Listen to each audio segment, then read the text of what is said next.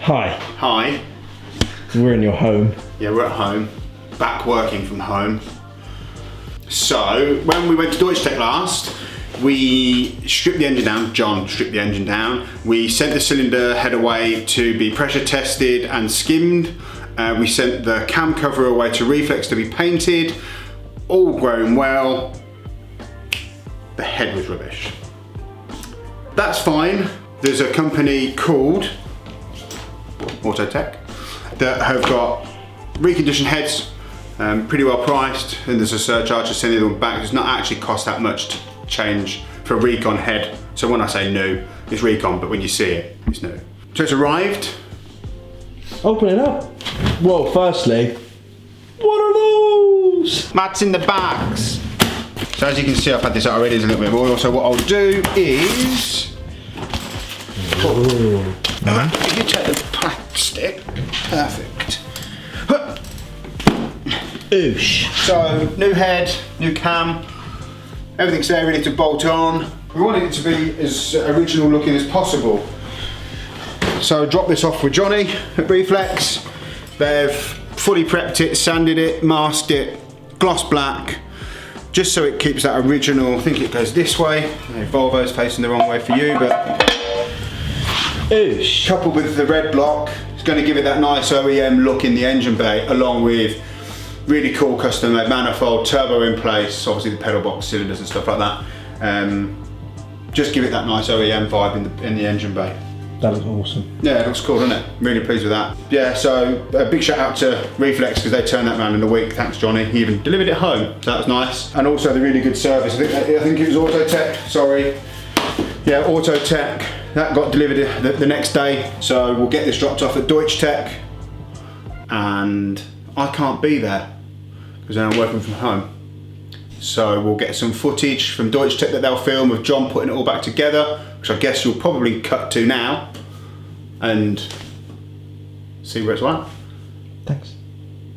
Thanks, Paul. Oh, thanks, bye.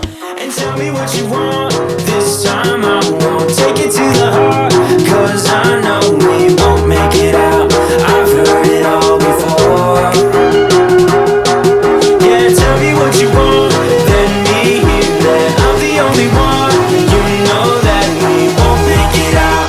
We've heard it all before. It's alright. It's alright.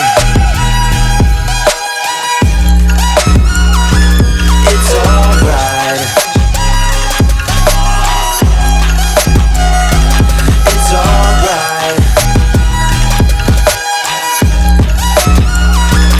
It's alright, so let's move on. It's alright, so let's move on.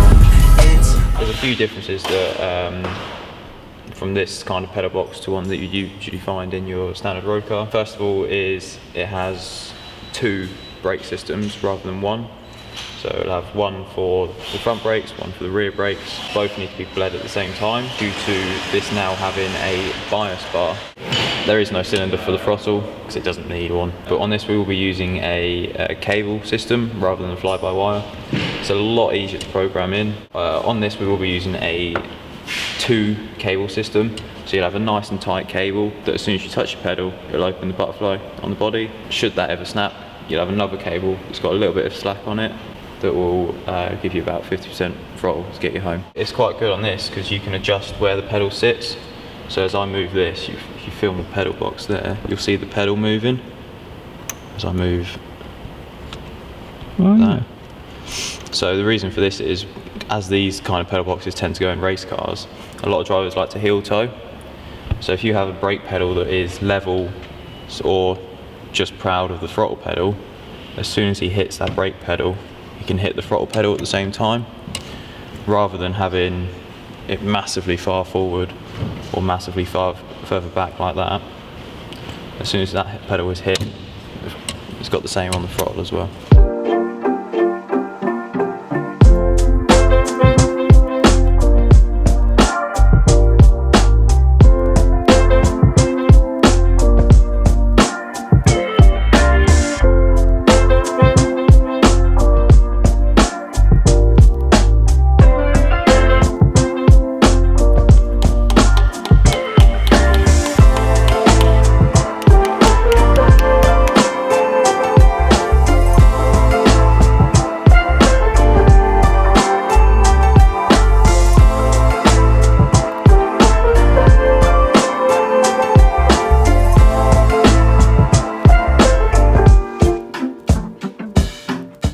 so we're back on the Amazon build. I've got the engine stripped down. From the last video, you see Tom did a brilliant job of painting it.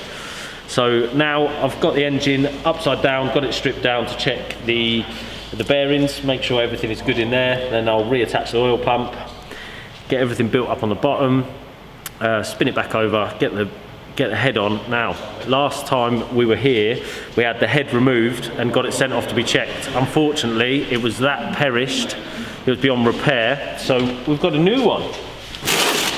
Nice shiny new one to be fitted to the car, which I'll be doing today.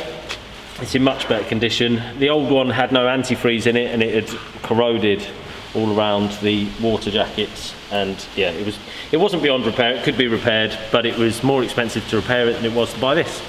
So we bought a new one. And tell me what you want. This time I won't take it to the heart, 'cause I know we won't make it out. I've heard it all before. Yeah, tell me what you want. Let me hear that I'm the only one. You know that we won't make it out. We've heard it all before. It's alright.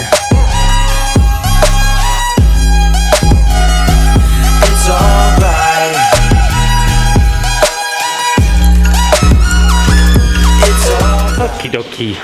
So first stage is 20 Newton meters. Not very tight. So that was 20 Newton meters. Now we'll go up to 60. We'll ramp it up a little bit.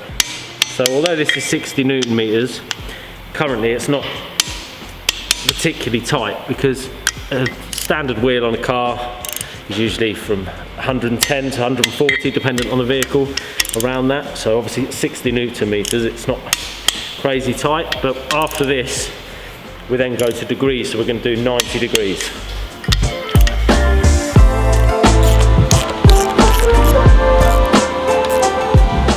Hello, I'm James. Everyone calls me Potter. I've got the pedal box installed. I had it at a height where standard pedals sort of were, so I put it on some plinths. Started running the lines, trying to make them look a little bit more pretty. The way this pedal box works is a lot different to your standard road car pedal box.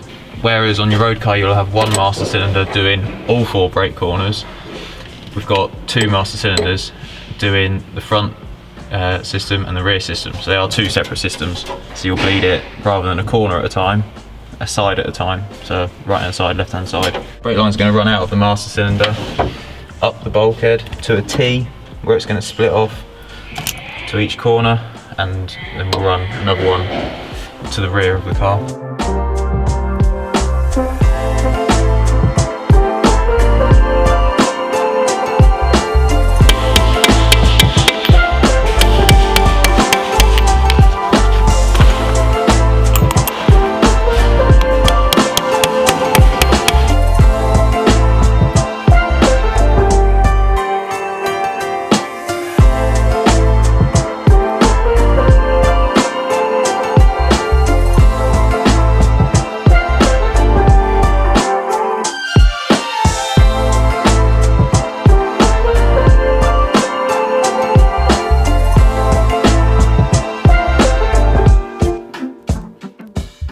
So the engine is semi-built. It's not fully complete, but it's pretty much there. So what we're going to do is get the engine in place where it needs to be. I'm going to get the flywheel and clutch on, get the gearbox in, get the engine into its hole, and then start fabricating everything. I still need to get an alternator fabricated. Reason I'm putting it in the car is so I know what space I've got. On the driver's side, which is the left-hand side, you've got the steering box, which we'll show you shortly, and there's not a lot of room there. So we'll get the engine in and see what room we have. Also inlet and exhaust manifold. Exhaust manifold, there's tons of room. Inlet manifold, not so much. So we'll get it in and see what room we got. And tell me what you want. This time I won't take it to the heart, 'cause I know we won't make it out. I've heard it all before. Yeah, tell me what you want. Let me hear that I'm the only one. You know that we won't make it out. We've heard it all before.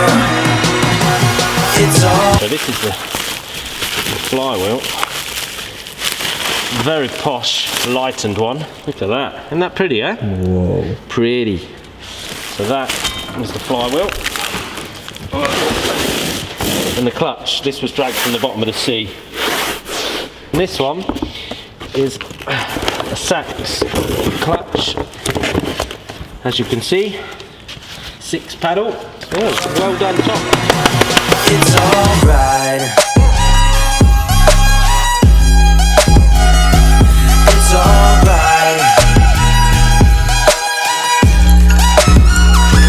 It's alright. It's alright. It's alright, so let's move on. It's alright, so let's move on. It's alright, so let's move on. It's alright, so let's move on. So the engine and gearbox are now in, clutch, flywheel, slave cylinder. So now it's a matter of fabricating everything up. Main thing I need to do is get some measurements for our friends over at Forge Motorsport for the radiator, intercooler, the breather tank and the coolant expansion tank. So they'll be making them for us, which is very nice of them. Then it's on to inlet manifold and exhaust manifold. Sit the turbo here somewhere. So very exciting. I'm glad that it's in now. Like the video, subscribe to the channel and share this. It's alright.